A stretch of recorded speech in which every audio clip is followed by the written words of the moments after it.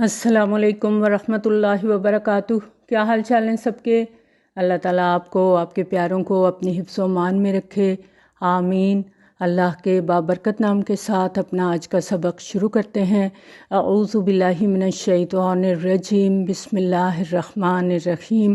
رب اشرح لی صدری ویسر لی امری واحلل عقدۃ من لسانی یفقہوا قولی واجعل لی وزیرا من اہلی ربنا زدنا علما ربنا زدنا علما ربنا زدنا علما اللہم فقہنا فی الدین، آمین۔ کل ہم نے ان لوگوں کے بارے میں پڑھا تھا جنہوں نے کیا کہا تھا؟ ربنا اللہ، کہ ہمارا رب اللہ ہے، اور اس کے بعد ثم استقاموا، پھر وہ اس پر جم گئے، ثابت قدم ہو گئے۔ تو پھر فرشتے ان کے لیے تسلیاں دیتے ہیں، فرشتے ان کے ساتھ ہوتے ہیں، ان کو گائیڈ کرتے ہیں، ان کو کہتے ہیں تمہیں کوئی غم، کوئی خوف کرنے کی ضرورت نہیں ہے، ہم تمہارے ساتھ ہیں، دنیا میں بھی اور آخرت میں بھی۔ اور یہ کیسے ہوتا ہے؟ جب ہم رب کی معرفت کو پا لیتے ہیں، رب کی پہچان ہمارے دل میں آ جاتی ہے، رب کی یاد ہمارے دل میں گھر کر جاتی ہے۔ اب ہمیں اللہ کی یاد کے لیے کیا کرنا ہے؟ اللہ کا ذکر کرنا ہے۔ اللہ کا ذکر ایک سیڑھی ہے جو ہمیں اللہ کی پہچان کرانے کے لیے مددگار ہوتی ہے۔ یاد رکھیں، جو زبان ذکر اللہ سے تر نہ ہو اس کا دل کبھی آباد نہیں ہو سکتا، کیونکہ جو ہم زبان سے ذکر کرتے ہیں وہ ہماری پہلی سیڑھی ہے اللہ سے جڑنے کی۔ تو اللہ تعالیٰ سے رابطہ استوار کرنے کا پہلا زینہ ذکر لسانی ہے، تو اس کو اختیار کرنا ہے، کیونکہ یہ ایک بہت بڑی توانائی ہے۔ یہ بالکل ایسی ہے جیسے صبح کو ناشتے کرنے کا مقصد کیا ہوتا ہے کہ ہمارے اندر انرجی آئے تاکہ ہم پورا دن اپنے کام کاج کر سکیں۔ اسی طرح اللہ کا ذکر دل کے اندر ایک تقویت پیدا کرتا ہے، اور اس کی وجہ سے انسان کے اندر اتنی ہمت پیدا ہو جاتی ہے کہ وہ اپنے نفس کے شر پر ہمیشہ غالب ہوتا ہے۔ تو ذکر کرنے کا ثواب اپنی جگہ ہے، لیکن اس کا فائدہ یہ ہے کہ اس کے نتیجے میں اللہ تعالیٰ انسان کے اندر ہمت پیدا فرماتا ہے، اور نفس اور شیطان کو چکر دینے میں اس کا بڑا دخل ہے کہ آدمی ذکر کی برکت کی وجہ سے کبھی مغلوب نہیں ہوتا، اسے اللہ کی طرف رجوع کرنے کی توفیق پیدا ہوتی ہے، گناہوں سے حفاظت ہوتی ہے۔ اور نبی صلی اللہ علیہ وسلم نے ہمیں خود کچھ تسبیحات سکھائیں، جن میں سبحان اللہ والحمد للہ ولا الہ الا اللہ واللہ اکبر، اسی طرح سے سبحان اللہ وبحمدہ سبحان اللہ العظیم، اسی طرح زیادہ سے زیادہ استغفار، زیادہ سے زیادہ درود شریف، یہ ہماری زبانوں پر جاری رہیں۔ حضرت ابو سعید خدری رضی اللہ تعالیٰ عنہ سے روایت ہے کہ نبی صلی اللہ علیہ وسلم نے فرمایا، اللہ کا ذکر اس طرح کرو کہ لوگ کہیں یہ دیوانہ ہے۔ یہ مسند احمد کی روایت ہے۔ حضرت ابو ہریرہ رضی اللہ تعالیٰ عنہ سے روایت ہے کہ نبی صلی اللہ علیہ وسلم نے فرمایا، اس دنیا کی وہ تمام چیزیں جن پر سورج کی روشنی اور اس کی شعاعیں پڑتی ہیں، ان سب چیزوں کے مقابلے میں مجھے یہ زیادہ محبوب ہے کہ میں ایک دفعہ سبحان اللہ والحمد للہ ولا الہ الا اللہ واللہ اکبر کہوں۔ اور درود شریف جو ہے، اس کی فضیلت سے کون انکار کر سکتا ہے؟ یہ ایک دعا ہے جو نبی صلی اللہ علیہ وسلم پر نازل ہوئی، اور اللہ تعالیٰ درود شریف پڑھنے والے پر اپنی رحمت کرتا ہے، فرشتے اس کے لیے دعائے رحمت کرتے ہیں۔ اور درود ابراہیمی درود آگاہی ہے کہ نبی صلی اللہ علیہ وسلم کے احسانات کو مت بھولو۔ اگر اس درود کا حق ہم ادا کرنے کے قابل ہو جائیں تو باقی دعائیں بھی پڑھ سکتے ہیں، اور ہمیں اللہ تعالیٰ سے معافی چاہیے، ہمیں غم سے نجات چاہیے، کچھ بھی چاہیے، درود کی کثرت کریں۔ قرآن مجید میں آتا ہے، اللہ اور اس کے ملائکہ نبی صلی اللہ علیہ وسلم پر درود بھیجتے ہیں، اے لوگو جو ایمان لائے ہو تم بھی ان پر درود و سلام بھیجو۔ اور اللہ کی طرف سے نبی صلی اللہ علیہ وسلم پر صلوات کا مطلب ہے کہ اللہ تعالیٰ نبی صلی اللہ علیہ وسلم پر بے حد مہربان ہے، آپ کی تعریف فرماتا ہے، آپ کے کام میں برکت دیتا ہے، آپ کا نام بلند کرتا ہے، اور آپ پر اپنی رحمتوں کی بارش فرماتا ہے۔ اور ملائکہ کی طرف سے نبی صلی اللہ علیہ وسلم پر صلوات کا مطلب ہے کہ ملائکہ نبی صلی اللہ علیہ وسلم سے غایت درجے کی محبت رکھتے ہیں، اور آپ کے حق میں اللہ سے دعا کرتے ہیں کہ وہ آپ کو زیادہ سے زیادہ بلند مرتبے عطا فرمائے۔ اور اہل ایمان کی طرف سے نبی صلی اللہ علیہ وآلہ وسلم پر صلوات کا مطلب ہے کہ اہل ایمان بھی نبی صلی اللہ علیہ وآلہ وسلم کے حق میں اللہ سے دعا کریں کہ اللہ تعالیٰ نبی صلی اللہ علیہ وآلہ وسلم پر اپنی رحمت نازل فرمائے۔ ارشاد نبوی صلی اللہ علیہ وآلہ وسلم ہے کہ جو مجھ پر درود بھیجتا ہے ملائکہ اس پر درود بھیجتے ہیں۔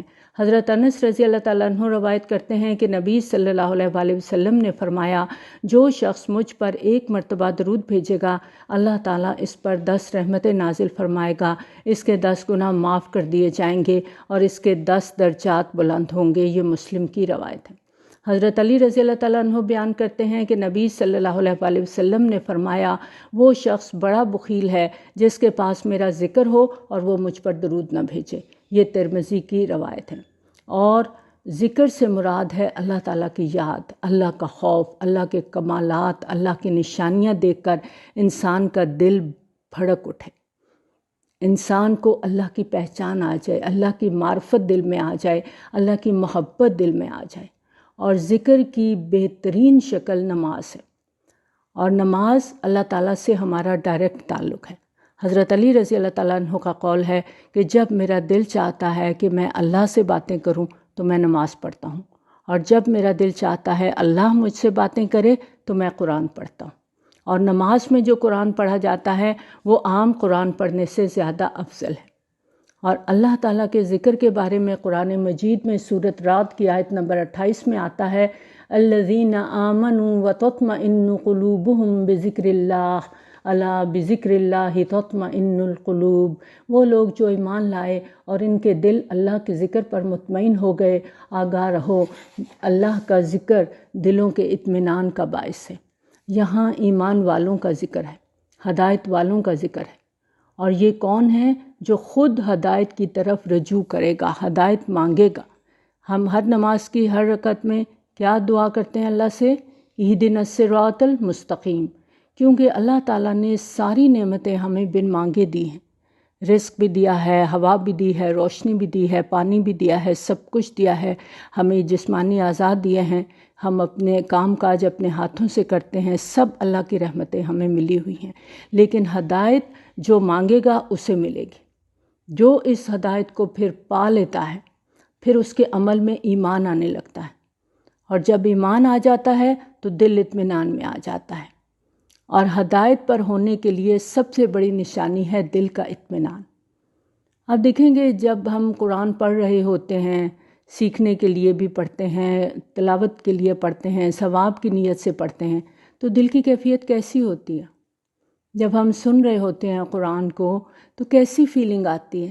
ٹٹولیں ذرا دیکھیں اپنے آپ کو، ایسے نہ کوئی دنیاوی غم نہیں، کوئی پریشانی نہیں، سب کچھ وقتی طور پہ پیچھے چلا جاتا ہے نا، پورا دھیان اللہ کی بات کی طرف ہوتا ہے، تو ایسے اندر ایک شاور کی طرح سکون آتا ہے نا، جیسے سخت گرمی میں شاور کے نیچے کھڑے ہو تو پانی سے پوری باڈی پرسکون ہو جاتی ہے۔ اسی طرح یہ قرآن سننا، قرآن پڑھنا، قرآن کو سمجھ کر پڑھنا، یہ سکون کا باعث ہے۔ اور جب دل کے اندر یہ سکون آنے لگے تو یہ نشانی ہے کہ ہم ہدایت کی طرف جا رہے ہیں۔ اب دیکھیں کسی پر بھی ظلم کر کے دل کا اطمینان حاصل نہیں ہوتا۔ ہم جتنا مرضی کسی کو برا بھلا کہہ رہے ہیں، کسی کو تھپڑ مار دیں، کچھ کر لیں، لیکن سکون نہیں آتا۔ لیکن جو ہدایت پا لیتا ہے، جو رجوع کر لیتا ہے، تو اس کے اندر سکون آ جاتا ہے، ٹھہراؤ آ جاتا ہے۔ الا بذکر اللہ تطمئن القلوب۔ اور ذکر کیا ہے؟ اللہ تعالیٰ کی یاد ہے نا، اللہ کی پہچان ہے۔ ذکر کا مطلب ہے یاد کرنا۔ جب کوئی اللہ تعالیٰ کو اس کی پوری عظمت کے ساتھ پا لیتا ہے تو اس کے اندر ایک روحانی ہلچل پیدا ہو جاتی۔ اب اس ہلچل سے ہر وقت اسے اللہ کی یاد آتی۔ اب یہ بے اختیاری کی کیفیت انسان کے اندر کب آتی ہے؟ جب ہماری زبان پر اللہ کا ذکر ہوتا ہے، اٹھتے بیٹھتے چلتے پھرتے، کیونکہ سورۃ آل عمران میں ایمان والوں کی نشانی ہے نا کہ وہ اٹھتے بیٹھتے لیٹے ہر وقت اللہ کو یاد کرتے ہیں۔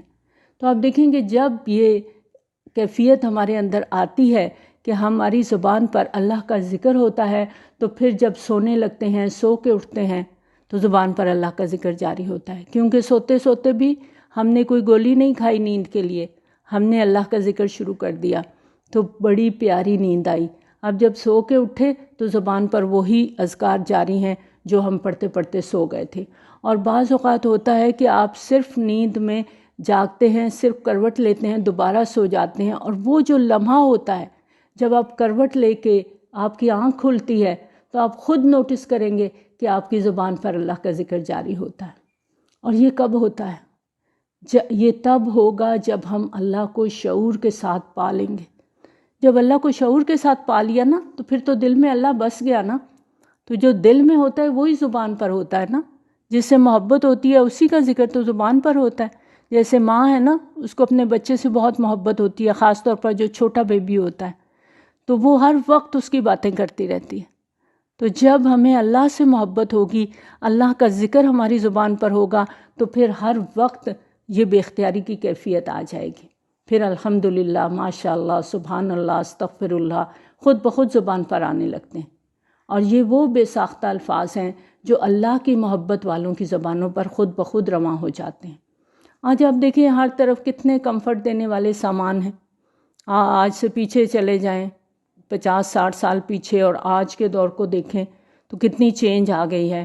ٹھنڈ سے بچنے کے لیے، گرمی سے بچنے کے لیے سامان ہیں، ہر چیز کی سہولت ہے، سواریاں موجود ہیں، کہیں جانا آنا ہو، سفر کرنا بہت آسان ہو گیا ہے. گھنٹوں کا سفر منٹوں میں طے ہونے لگا ہے، دنوں کا سفر گھنٹوں میں طے ہونے لگا ہے. لیکن کیا ہوا ہے؟ بے سکونی بڑھ گئی ہے نا. لوگ خوش نہیں ہیں، مطمئن نہیں ہیں. زندگی ایسے بالکل مصنوعی سی ہو چکی ہے. کیا وجہ ہے؟ کیوں ایسا ہے؟ پہلے جو لوگ اطمینان سے زندگی گزارتے تھے آج ایسا کیوں نہیں ہے؟ کیونکہ ہماری روح خوش نہیں ہے، ہمارا دل مطمئن نہیں ہے. اور دل کیسے مطمئن ہوتا ہے؟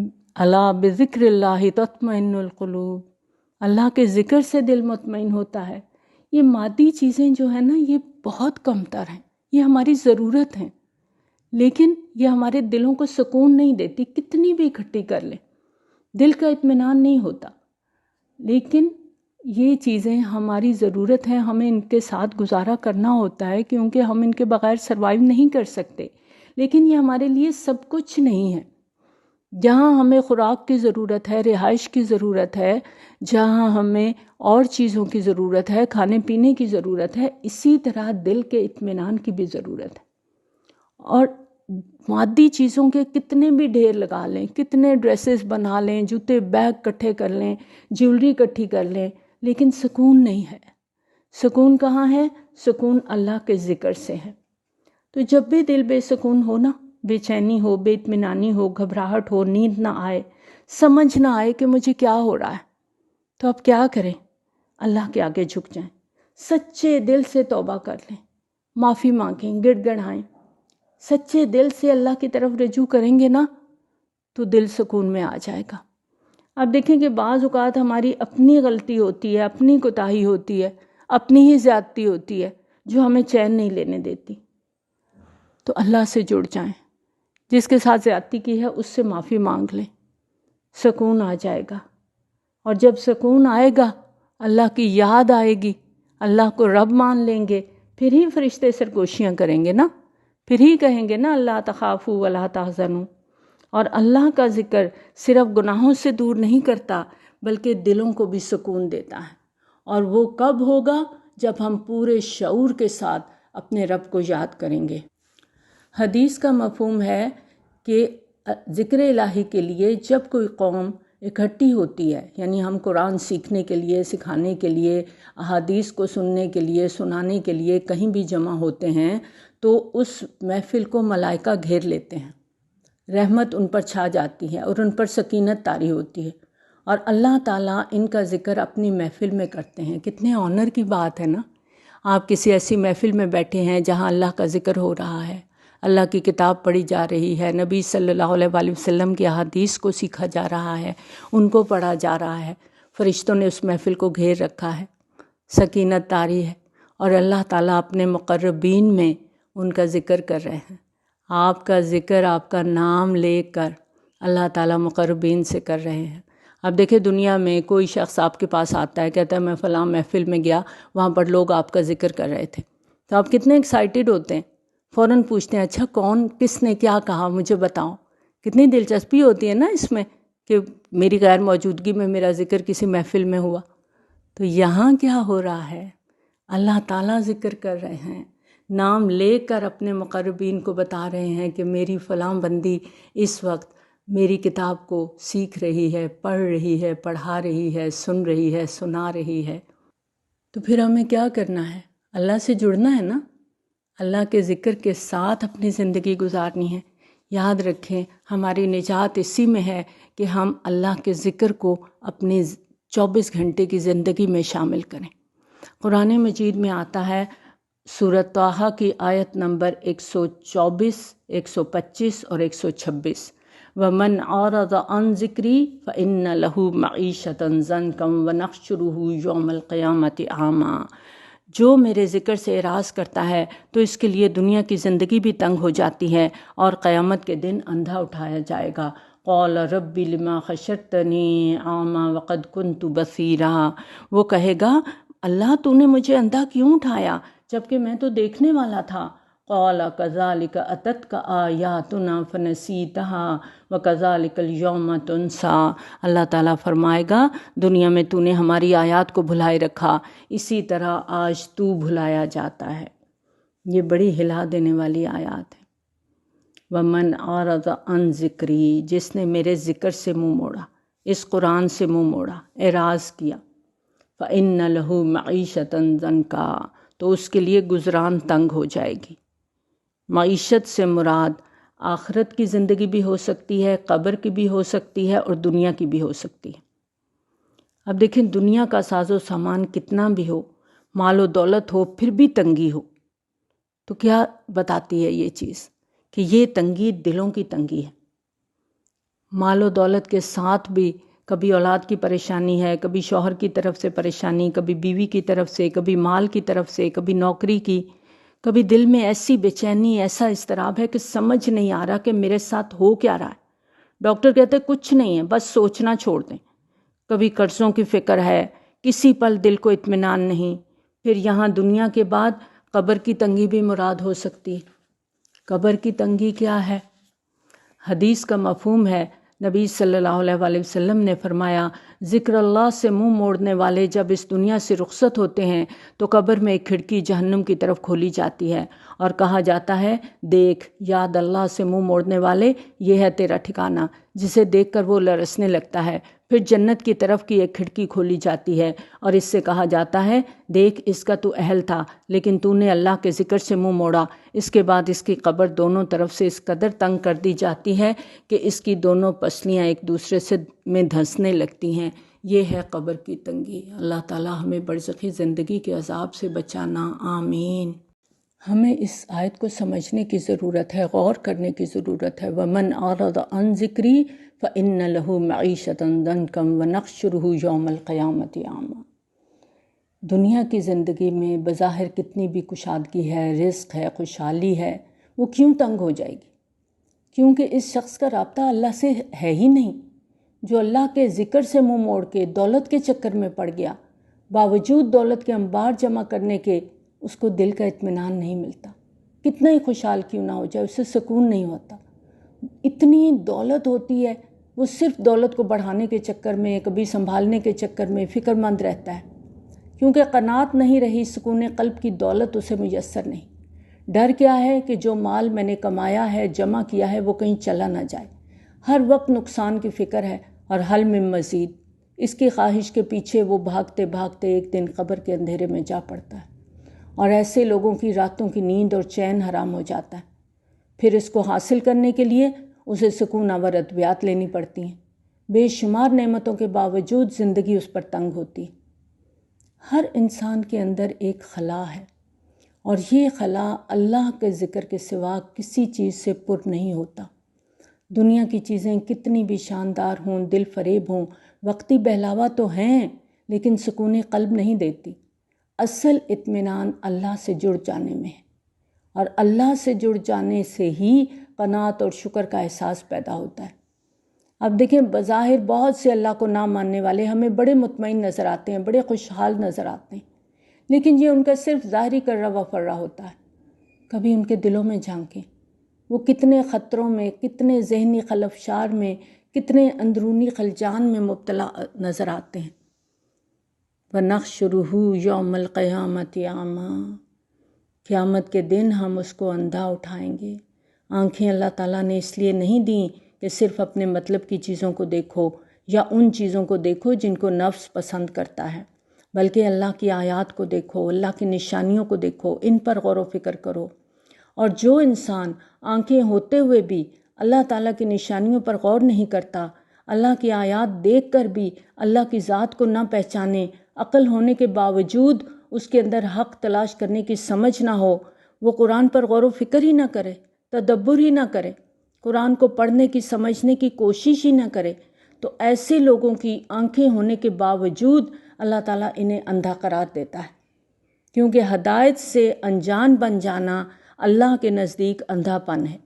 تو ایسے شخص کی آنکھیں صرف ایک جانور کی آنکھوں کی مانند ہیں، جو دیکھ تو سکتی ہیں لیکن غور و فکر نہیں کر سکتی، اور دنیا میں اندھے بن کر زندگی گزارنے والے آخرت میں بھی پھر بصارت سے محروم اٹھائے جائیں گے۔ جس طرح ان کا اندھا رویہ اللہ تعالیٰ کی نشانیوں سے اس دنیا میں ہے، ویسا ہی سلوک ان کے ساتھ آخرت میں کیا جائے گا۔ اب وہ کیا کہے گا؟ قال ربی لما حشرتنی اعمی وقد کنت بصیرا، سوال کرے گا، اللہ میں تو دنیا میں دیکھنے والا تھا، تو نے مجھے اندھا کیوں اٹھایا؟ اب اس کو کیا جواب ملے گا؟ قال کذالک اتتک آیاتنا فنسیتها وکذالک الیوم تنسی، ہم نے تم کو اندھا اس لیے کیا کہ دنیا میں تمہارے پاس ہماری آیات آئی تھیں، اور یہ آیات قرآن کی بھی ہو سکتی ہیں، کائنات کی نشانیاں بھی ہو سکتی ہیں، احکامات بھی ہو سکتے ہیں۔ تو جس نے دنیا میں اللہ کی آیات سے منہ موڑا، اللہ کی آیات کو بھلا دیا، پیچھے کر دیا، تو اسے کہا جائے گا اسی طرح آج تجھے بھلا دیا گیا ہے۔ یعنی جس نے اللہ کی آیات سے انکار کیا، نہ صرف یہ کہ دنیا کی زندگی اس کے لیے بے سکونی کی ہوگی، تنگی کی ہوگی، قبر میں بھی تنگی کے ساتھ رہے گا، اور قیامت کے روز بھی اندھا اٹھایا جائے گا، اور جب پوچھے گا تو اسے بتا دیا جائے گا کہ اسے اندھا کیوں اٹھایا گیا، کیونکہ دنیا میں اس نے اللہ کے ذکر کو بھلا دیا۔ آج اللہ جہنم میں ڈال کے اسے بھول جائے گا، اور بھولنے سے مراد ایک تو اللہ تعالیٰ کے احکامات کو پڑھ کر بھلا دینا ہے، اور دوسرا یہ کہ قرآن تو خوب آتا ہے، کئی صورتیں زبانی یاد ہیں، سارا دن وظیفے کرتے ہیں، لیکن عمل بالکل الٹ ہے، حقوق العباد کے بارے میں زیرو ہیں، اللہ کے احکامات کے بالکل الٹ زندگی گزر رہی ہے۔ تو ایسا شخص قیامت کے دن اندھا اٹھایا جائے گا، کیونکہ دنیا میں یہ اندھا بن کر رہا تھا۔ ان آیات میں ایک گفتگو ہے ہدایت کو، ذکر کو قبول کرنے یا نہ کرنے کے بارے میں، اللہ اور اس بندے کے درمیان جو اللہ کے ذکر کو چھوڑ کر دنیا میں گم ہو گیا۔ اور یہ بات ہم سب کے لیے، میں آپ ہم سب اس میں شامل ہیں۔ بنیادی طور پر آدم علیہ السلام سے بات کی گئی جب ان کو زمین پر اتارا گیا تھا کہ اب تمہیں کیا کرنا ہے کہ اگر تمہارے پاس میری طرف سے ہدایت آ جائے تو جو اس کی پیروی کرے گا وہی گمراہی سے اپنے آپ کو بچا سکتا ہے، اور یہ ہدایت مانگنے سے ملتی ہے۔ جب طلب اور تڑپ اندر ہوگی تو قدم ہدایت کی طرف اٹھیں گے، پھر گھروں کی مجبوریاں رستے کی رکاوٹ نہیں بنتی، اور جب تک انسان ہدایت کی طلب نہیں کرتا اس وقت تک ہدایت نہیں ملتی، اور اگر ملنے لگے تو وہ اس کی پیروی نہ کرے تو بھی ہدایت اسے نہیں ملتی، اور جو اتباع نہ کرے، اللہ کی کتاب سے منہ موڑ لے کہ یہ تو بڑا مشکل کام ہے۔ سیکھنا شروع کرتے ہیں نا قرآن، بعض اوقات 1 پارہ 2 پارہ پڑھتے ہیں، پھر کہتے ہیں نہیں یہ بڑا مشکل ہے، منہ موڑنے لگے، واپس چلے گئے، جوش ٹھنڈا ہونے لگا، اور بہت سے دنیا کے کام ہیں تو اس کے لیے وقت نہیں ہے۔ تو اس ایسے شخص کے لیے جو اللہ کی آیات کو نہیں جانتا، اللہ کی آیات کو نہیں سمجھتا، ان پر غور و فکر نہیں کرتا، دنیا کی زندگی بھی تنگ ہو جائے گی۔ بظاہر ایسے لگتا ہے نا کہ اس کتاب کو تھام کے مشکلات آ گئی ہیں، وقت بھی لگ رہا ہے، گھر میں بھی سب ڈسکریج کر رہے ہیں کہ دیکھو بچے نگلیکٹ ہو رہے ہیں، گھر نگلیکٹ ہو رہا ہے۔ اب جب ہم یہ قرآن نہیں پڑھ رہے تھے، نہیں سیکھ رہے تھے، تب بھی تو زندگی گزر رہی تھی نا، کیا تب سب راضی تھے؟ کیا تب کسی کو ہمارے سے گلہ شکوہ نہیں تھا؟ لیکن یہاں آنے پر گلے شکوے شروع ہو جاتے ہیں تو ہم واپس لوٹنے لگتے ہیں۔ تو جس نے اللہ کے ذکر کو چھوڑا، اس سے منہ موڑا، تو اس کے لیے زندگی تنگ ہو جائے گی۔ آج آپ دیکھیں جن قوموں میں یہ کتاب نہیں ہے، جو اس کتاب سے رہنمائی نہیں لیتے، وہاں پر خودکشی، زنا، شراب نوشی، خاندانی مسائل، بغیر نکاح کے بچے، اور پھر معاشرے میں بدامنی، گھروں کا خانگی زندگی کا تصور بالکل ناپید ہو چکا ہے۔ بے حد دنیاوی سہولیات ہیں لیکن بے سکونی بڑھتی جا رہی ہے۔ وہ لوگ نشے میں سکون ڈھونڈتے ہیں۔ آج ہم نے بھی تو چھوڑ دیا نا یہ سب، ہم بھی دنیا کے پیچھے بھاگ رہے ہیں، دنیا کی چکا چوند میں اپنے آپ کو گم کر رہے ہیں۔ تو قریب قریب حالات ہمارے بھی ایسے ہی ہو چکے ہیں۔ ہماری زندگی میں بھی بے چینی ہے، بے امنی ہے، ڈپریشن بڑھنے لگا ہے۔ یہی معیشت زنکا ہے کہ بظاہر خوشحالی ہے لیکن اندر سے زندگی بالکل کھوکھلی ہو چکی ہے۔ اور اگر زندگی میں وسعت ہے، نگاہ میں وسعت ہے، سوچ میں، دل میں وسعت ہے، تو انجام کار جنت کی وسعت کی شکل میں ہوگا۔ یاد رکھیں، انسان نیکی کما ہی نہیں سکتا جب تک وہ اس وسعت کو نہ پالے، اور اس کا عملی نمونہ اللہ کے راستے میں مال خرچ کرنا، جو وہ جانتا ہے کہ اس کو بدلے میں 700 گنا تک ملے گا، اور یہ وسعت قرآن ہی دے سکتا ہے۔ جب ہمیں یہ پتا ہو کہ میں 1 روپیہ دوں گی تو مجھے 700 ملیں گے بدلے میں، تو پھر ہم کیوں رکیں؟ اور جس کے اندر وسعت نہیں ہے، وہ ذرا سا دنیا کا نقصان ہونے لگتا ہے تو اس کا دل تنگ ہونے لگتا ہے، سانس گھٹنے لگتی ہے، اور چھوٹا ہوتے ہوتے دل اس کا ختم ہو جاتا ہے۔ کاروبار میں نقصان ہوتا ہے، لوگوں کو ہارٹ اٹیک ہو جاتے ہیں، موت ہو جاتی ہے۔ جب دل تنگ ہونا تو بڑی بڑی جگہیں، بڑے گھر، بہت مال و دولت، سب کچھ تنگ ہونے لگتا ہے۔ یاد رکھیں، جگہ کبھی تنگ نہیں ہوتی، دل تنگ ہو جاتے ہیں، دل چھوٹے ہو جاتے ہیں۔ یہی معیشت زنکا ہے۔ اب دیکھیں، آج بڑے بڑے گھروں میں 1 2 لوگ رہ رہے ہیں، چھوٹی چھوٹی فیملی ہیں، کوئی آنا چاہتا ہے تو منع کر دیتے ہیں کہ ہمارے پاس جگہ نہیں ہے۔ تو اس بڑے گھر کا کیا حاصل جب دل ہی تنگ ہے؟ اکیلے گھر میں ویران دل لیے بیٹھے ہیں تو دنیا کی تنگی تو پا لی نا، کسی کو آنے ہی نہیں دیتے اپنے گھر میں۔ چھوٹے سے گھر میں بھی اگر دل بڑا ہے تو 10 مہمان بھی آ جائیں نا تو وہ سما جاتے ہیں، کیونکہ دل میں تنگی نہیں ہے نا۔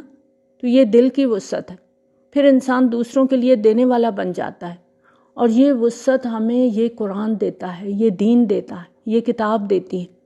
اور اس کتاب کو اس طرح پڑھنا کہ دل میں وسعت آ جائے، خیر اندر داخل ہو جائے۔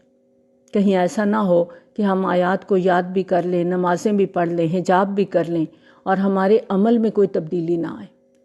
حقوق العباد ہم مارتے رہیں دوسروں کے، تو وسعت نہیں آ سکتی، اور اگر وسعت نہیں ہوگی تو پھر معیشت زنکا ہے۔ اور اہل جنت میں جانے کے بعد اگر کسی چیز پر حسرت کریں گے تو وہ لمحات ہوں گے جس میں انہوں نے اللہ کا ذکر نہیں کیا۔ یاد رہے کہ اس وقت وہ جنت میں بیٹھے ہوئے ہوں گے۔ جنت کیا ہے؟ جہاں کوئی غم نہیں، کوئی دکھ نہیں، کوئی بھوک نہیں، کوئی بیماری نہیں، لیکن ان کے اندر ایک حسرت، ایک دکھ ہوگا اس گھڑی کا جو ذکر الہی سے خالی گئی۔ دن، مہینے، لمحے اللہ کے ذکر کے بغیر گزارنا، یہ کتنا خسارے کا باعث۔ ہم اس کے بارے میں سنجیدہ نہیں ہوتے نا، ہماری سوچ ہی نہیں ادھر جاتی۔ ذکر کرنے والے بندے سے شیطان مایوس ہو جاتا ہے، شیطان کو منہ کی کھانی پڑتی ہے، کیونکہ ذکر کرنے والے کی زبان پر جب ذکر ہے تو دل میں بھی اللہ کی یاد ہے، اور جہاں رب بستا ہے وہاں شیطان نہیں آ سکتا۔ ذکر چہرے کی بھی، دل کی بھی روشنی ہے۔ ذکر دل میں اللہ کی محبت کی شدت میں اضافہ کرتا ہے۔ ذکر کرنے سے انسان احسان کے درجے پر پہنچ جاتا ہے، غور و فکر کے، حکمتوں کے دروازے کھلتے ہیں۔ حضرت ابو ہریرہ رضی اللہ تعالیٰ عنہ سے روایت ہے، نبی صلی اللہ علیہ وآلہ وسلم نے فرمایا، 2 کلمے ہیں زبان پر ہلکے پھلکے، میزان اعمال میں بہت بھاری، اور خداوند مہربان کو بہت پیارے، وہ ہیں سبحان اللہ و بحمدہ، سبحان اللہ العظیم۔ یہ بخاری اور مسلم کی روایت ہے۔ ایک مرتبہ ایک صحابی نے نبی صلی اللہ علیہ وآلہ وسلم سے پوچھا کہ یا رسول اللہ صلی اللہ علیہ وآلہ وسلم، سب سے افضل عمل کون سا ہے؟ آپ نے فرمایا، ان یکون لسانک رطبا بذکر اللہ۔ ترمذی کی روایت ہے کہ افضل عمل یہ ہے کہ تیری زبان اللہ کے ذکر سے تر رہے۔ اسی لیے قرآن مجید میں اللہ تعالیٰ نے فرمایا نا، یا ایھا الذین آمنوا اذکروا اللہ ذکرا کثیرا۔ اے ایمان والو، اللہ کا ذکر کرو کثرت سے۔ کچھ لوگ کہتے ہیں کہ دنیا کے کام دھندے کرتے ہوئے اب زبان پر اللہ کا ذکر کر رہے ہیں تو یہ تو کوئی بات نہ ہوئی، جبکہ قرآن ہمیں بتاتا ہے کہ کھڑے بیٹھے لیٹے اللہ کا ذکر کرتے رہو۔ یاد رکھیں یہ شیطان کا بہت بڑا دھوکہ ہے جو ہمیں کہتا ہے کہ نہیں، جب تک تم باوضو ہو کے ایک خاص پوسچر میں نہیں بیٹھو اللہ کے ذکر کا کوئی فائدہ نہیں۔ اللہ کا ذکر ہر وقت کرنے کی چیز ہے، یہ بہت بڑی نعمت ہے جو نصیبے والوں کو نصیب ہوتی ہے، یہ کوئی معمولی بات نہیں ہے۔ کیونکہ جب آدمی ذکر شروع کرتا ہے نا تو پہلا مرحلہ یہی ہوتا ہے کہ اسے لگتا ہے وہ سخت مشقت میں ہے، اور پھر بعض اوقات وہ ذکر ترک کر دیتا ہے۔ تو اگر ذکر کرنے میں مشقت ہو رہی ہے تو یہ مشقت بھی فائدہ دینے میں، دل لگنے سے کم نہیں ہے، یہ بھی اللہ کے ہاں دیکھی جائے گی۔ اور اگر ذکر کرنے بیٹھیں، چاہے دل لگے نہ لگے، ہر صورت اللہ کا ذکر کرتے رہیں۔ بعض لوگ پوچھتے ہیں نا کوئی علاج بتائیں گھبراہٹ ختم ہو جائے، تو یاد رکھیں کوئی علاج نہیں ہے، کوئی گولی، کوئی معجون ایسی نہیں ہے جو کہ گھبراہٹ کو ختم کر دے۔ یہ صرف اللہ کا ذکر کو دل میں بسانے سے گھبراہٹ ختم ہوگی، سکون آئے گا۔ اور یہ انسان کی ایک خصلت ہے نا کہ وہ زیادہ دیر ایک چیز پر توجہ مرکوز نہیں کر سکتا۔ بعض اوقات گھنٹوں فارغ بیٹھے رہتے ہیں، کچھ بھی نہیں کرتے، ایسے ہی موبائلنگ کرتے رہتے ہیں، لیکن زبان ہلانا ہمیں مشکل ہوتا ہے۔ اگر خیال بھی آ جاتا ہے کہ کوئی اللہ کا ذکر کر لیں تو کرتے کرتے تھوڑی دیر بعد ذہن کہیں اور چلا جاتا ہے، پھر زبان ہلانا بند کر دیتے ہیں۔ تو اس کا آسان سا حل ہے، تسبیح ہاتھ میں رکھ لیں، ارادہ کر لیں کسی بھی ذکر کا کہ مجھے یہ ذکر کرنا ہے۔ جب تسبیح ہاتھ میں ہوگی نا تو ذکر کرنا آسان ہو جائے گا، کیونکہ پھر دماغ کہیں اور نہیں جائے گا نا، فوکس ہوگا انسان۔ اس ترکیب کو آزما کے دیکھیں، دل کو بھی اطمینان ملے گا، سرور حاصل ہوگا، اللہ کا قرب نصیب ہوگا۔ اور جب اللہ تعالیٰ ذکر کی عادت ہمارے دلوں میں پختہ کر دیتے ہیں نا تو وہ ہماری زندگی کا ایک جزو بن جاتا ہے، پھر اس کے بغیر چین نہیں آتا۔ اور اصل بات یہ ہے کہ انسان ہر حال میں اللہ کا ذکر کرتا رہے تاکہ غیر اللہ کی محبت اس کے دل سے نکل جائے اور اللہ کی محبت دل میں جم جائے۔ ان الذین قالوا ربنا اللہ ثم استقاموا، ثابت قدم ہو جائے۔ اور صوفیاء کرام نے ذکر کا یہ طریقہ بھی بتایا کہ جب ذکر کرو تو تصور کرو کہ کائنات کی ہر شے اپنے رب کی مطیع فرمان ہے، رب کے آگے جھکی ہوئی ہے، اس کا ذکر کر رہی ہے۔ یہ تو ہم سب جانتے ہیں نا، سب تکوینی عبادت کر رہے ہیں، تو پھر اس کے سامنے میری کیا حیثیت ہے؟ میں ایک عام انسان، میں اللہ کے آگے نہ جھکوں؟ تو جب یہ تصور آئے گا کہ کائنات کی ہر چیز اللہ کا ذکر کر رہی ہے تو مجھے بھی ذکر کرنا ہے، تو پھر ذکر کرنے میں آسانی بھی ہوگی اور دل بھی لگے گا۔ حضرت ابو ہریرہ رضی اللہ تعالیٰ عنہ سے روایت ہے، نبی صلی اللہ علیہ وآلہ وسلم نے فرمایا، جو شخص کہیں بیٹھا ہو اور اس نشست میں اس نے اللہ کو یاد نہیں کیا تو یہ نشست اس کے لیے بڑی حسرت اور خسران کا باعث ہوگی۔ حضرت عبداللہ بن عمر رضی اللہ تعالیٰ عنہ سے روایت ہے، نبی صلی اللہ علیہ وآلہ وسلم نے فرمایا، اللہ کے ذکر کے بغیر زیادہ کلام نہ کیا کرو، کیونکہ اس سے دل میں سختی اور بے حسی پیدا ہوتی ہے، اور لوگوں میں وہ آدمی اللہ سے زیادہ دور ہے جس کے دل میں سختی اور بے حسی ہے۔ چلتے پھرتے، اٹھتے بیٹھتے لیٹے، ہر وقت اللہ کا ذکر کریں۔ دین کے ساتھ تعلق قائم کرنے، اللہ تعالیٰ کے ساتھ رشتہ استوار کرنے کی کوشش کرتے ہوئے ہمیں اپنی زبانوں کو ذکر سے تر کرنا ہے، اس کو ترک نہیں کرنا۔ اللہ تعالیٰ ہمیں اپنا ذکر کرنے اور اس پر استقامت کی توفیق عطا فرمائے، آمین۔ آپ دیکھیں کہ روزمرہ کے معمولات میں ہم کس طرح اللہ کا ذکر کر سکتے ہیں۔ کوئی کام شروع کر رہے ہیں، بسم اللہ۔ کوئی کام کرنے کا ارادہ کیا ہے، انشاءاللہ۔ کوئی اچھی چیز دیکھی ہے، سبحان اللہ۔ کسی کی تعریف کرنی ہے، ماشاء اللہ۔ کسی نے آپ کے ساتھ کچھ اچھا کیا ہے، جزاک اللہ۔ کسی کی غلطی پر افسوس ہوا ہے، استغفر اللہ۔ کسی کو رخصت کر رہے ہیں، فی امان اللہ۔ اللہ کے نام پر دے رہے ہیں، فی سبیل اللہ۔ کسی کی موت کی خبر سنی ہے، انا للہ۔ چھینک آ گئی ہے، الحمدللہ۔ تکلیف ہوئی ہے، یا اللہ۔ کسی نے حال پوچھا ہے، الحمدللہ۔ یہ چھوٹی چھوٹی سی باتیں ہیں، لیکن یہ ہماری زبان پر اللہ کے ذکر کو جاری کرنے والی ہیں۔ تو ہمیں انشاءاللہ کوشش کرنی ہے کہ ہم اس رمضان میں اپنی زبانوں کو زیادہ سے زیادہ اللہ کے ذکر سے تر کریں، اور پھر اس کو ہم نے اپنی زندگی کا معمول بنانا ہے۔ اللہ تعالی ہمیں اپنے ذکر کی توفیق عطا فرمائے کہ اللہ کی یاد ہمارے دلوں کے اندر اس طرح بس جائے کہ سوتے جاگتے اٹھتے بیٹھتے ہماری زبان پر اللہ کا نام ہو، اللہ کا ذکر ہو۔ اللہ تعالی ہمیں اپنا اطاعت گزار، اپنا فرما بردار بنا لے کہ روز قیامت وہ ہم سے راضی ہو جائے۔ وآخر دعوانا الحمد للہ رب العالمین۔ سبحانک اللہم و بحمدک، نشہد ان لا الہ الا انت، نستغفرک و نتوب الیک۔ السلام علیکم ورحمۃ اللہ وبرکاتہ۔